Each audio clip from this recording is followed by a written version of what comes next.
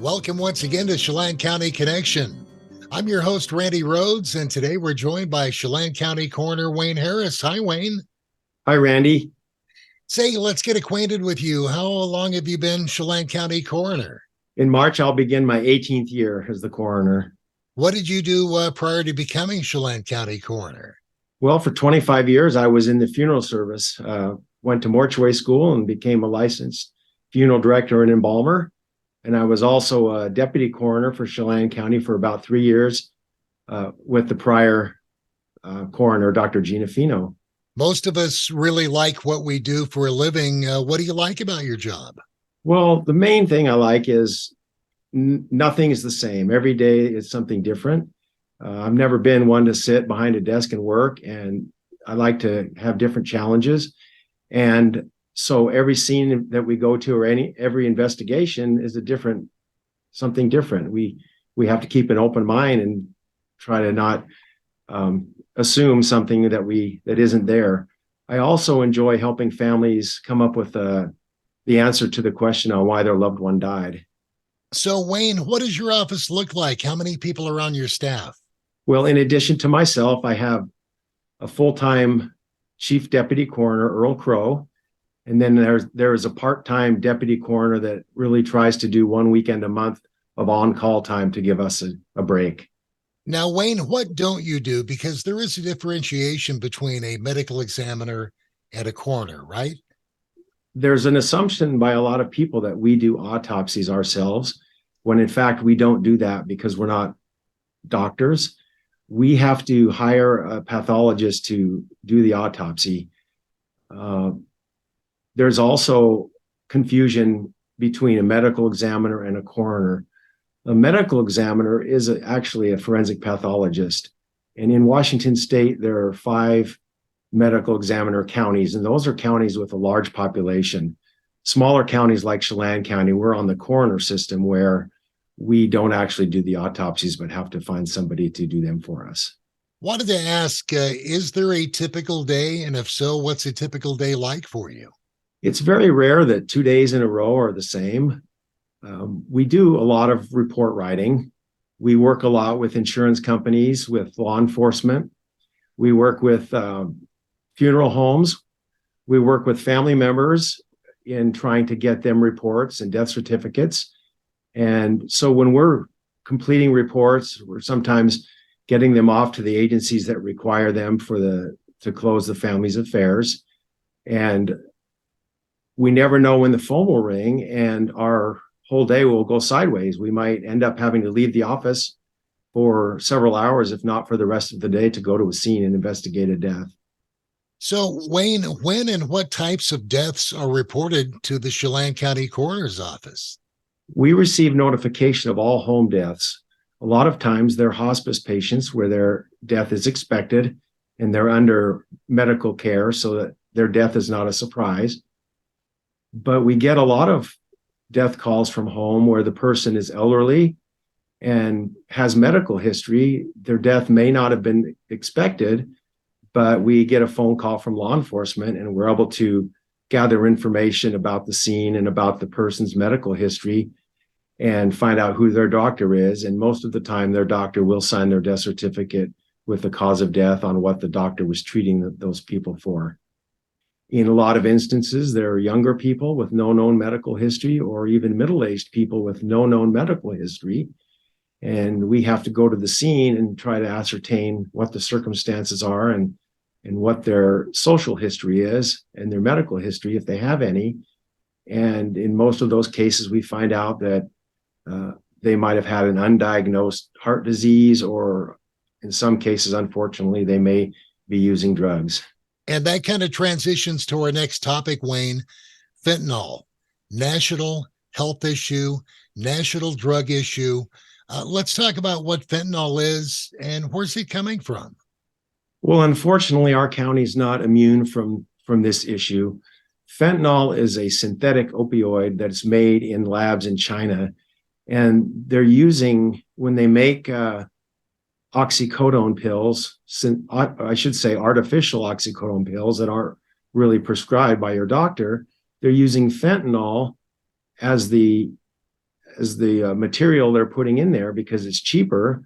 And then the pills are being sent to Mexico and they're coming across the border into the United States in large amounts. Do we have any stats comparing last year, 2022 to 2021 when it comes to fentanyl? Yes, and unfortunately, we've seen a surge. In 2021, there were 6 overdose deaths in the county, and they were either just fentanyl or fentanyl with other drugs in their system.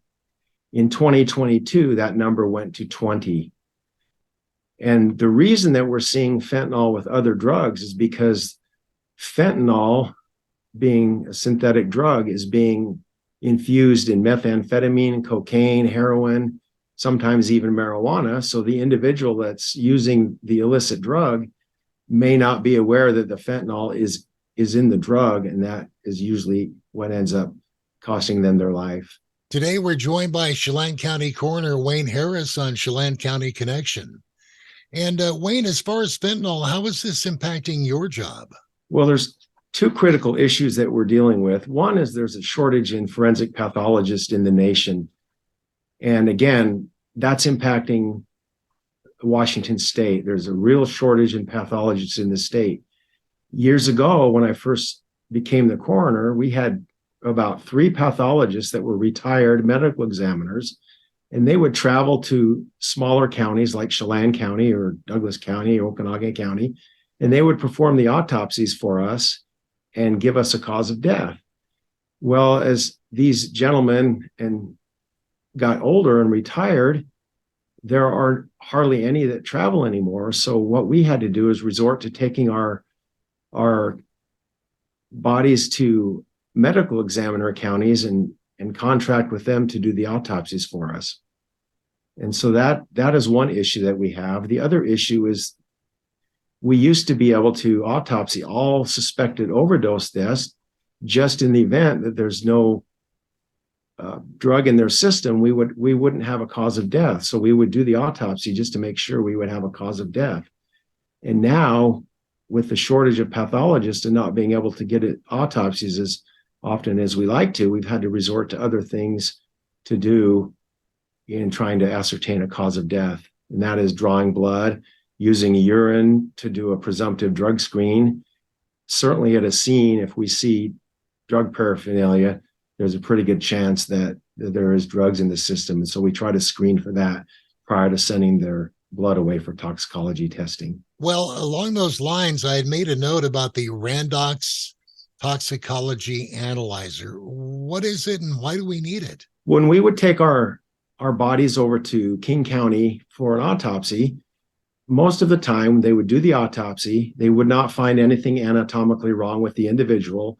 And they would tell us we have to pen the death. In other words, we don't have a cause of death, so fill out the death certificate and have it say pending. And then we would have to wait 6 weeks to 8 weeks to get the toxicology results back. So the families would have to wait before they could close out their insurance or finalize their details of their family's estate. And then King County started using this machine. It's made by a company called Randox, and it's a multi-stat blood testing machine. And when they would call us and say, we don't have anything anatomical, but the Randox machine indicates there's fentanyl in their blood, we're going to go ahead and sign it out as a fentanyl death. And I often wondered why they don't send it away, the blood. They still send it away for testing, but I tried to understand why they wouldn't pen it.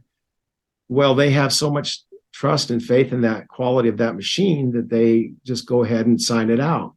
So as we are having difficulty getting pathologists, I approached the commissioners during my budget hearing and asked if that's something that we could purchase that would help speed up the process of getting a final cause of death for families. In the past, if we don't get urine and we can't test the urine for a presumptive drug screen, we would have to draw blood, send that away, wait 6 to 8 weeks, and then hold the body for those 6 to 8 weeks until we got a positive test result back. So this machine will help us get a a test from the blood, a blood drop in about 30 minutes, and then we can release the body to the funeral home and not have to hold the things up for the family. So, Wayne, just for clarity, do we have the Randox or are we getting the Randox? We are getting it. The commissioners have approved the purchase of it, and they will be using the American Rescue Plan Act funds, or ARPA as it's called. I have been in negotiations and working with one of the salesperson for the company, and hopefully that purchase will happen in the next couple of weeks. And what they do is they bring the machine, they come to the county, and they give us training. My deputy coroner and myself, they'll give us training on how to use it. And we should be able to use that as an asset for us in finding a cause of death. Do you know, Wayne, if your counterpart at Douglas County has the Randox analyzer?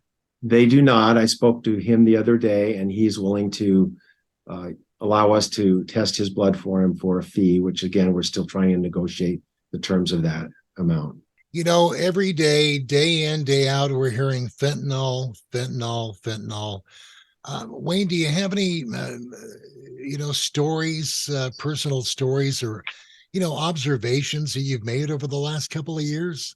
Yes, it's really sad when we go to a scene and we find drug paraphernalia, or we do a presumptive drug test, or we get the results back from a blood toxicology, and the families had no idea that individual was using those drugs, or they thought they were clean and had not been using. Most of the families have never even heard of fentanyl. The ages of death of these folks are anywhere between early 20s to mid to late 50s. And a lot of the older parents have never heard of fentanyl. And so we have to explain to them what it is. And it's just heartbreaking to not only lose their child, but to find out they've lost them from a drug overdose because they were doing something that the family didn't even know they were doing. So that's a really sad scenario. So clearly, Wayne, this fentanyl is making a major impact in our area. Yes, in a very negative way. It's infiltrating the community, and it's touching a lot of lives and harming a lot of people. Chelan County Coroner Wayne Harris, any closing comments, Wayne, on, we've been talking about fentanyl. Any other drugs that are high on the list right now? Well, over the years, we've seen a surge in oxycodone, the prescribed type. We're out there on the streets. And then we saw a resurgence of heroin because the pharmaceutical companies would change the formula for the oxycodone so they couldn't melt them down and inhale the vapors. And so heroin we had a resurgence of heroin. We don't see that so much anymore. We still see a lot of methamphetamine, but fentanyl is replacing all of those drugs right now because of the accessibility, and I believe because they're so cheap to buy on the street. Wayne, did you have any closing thoughts as we wrap up this Chelan County Connection? No, nothing particular. Just to let everyone know that as an elected official, I'm here. If you have any questions, you can find my email address or phone number on the website, on the county's website. And I'm certainly here to help anyone answer their questions, or if they have any concerns about a death they may have experienced. That's what we're here to do. Well, we do appreciate you joining us this time out on Chelan County Connection. I'm your host, Randy Rhodes, and today we've been joined by Chelan County Coroner Wayne Harris. Wayne, thanks for all you do. Thank you for your continued service to our community, and God bless. Thanks for joining us. Thank you.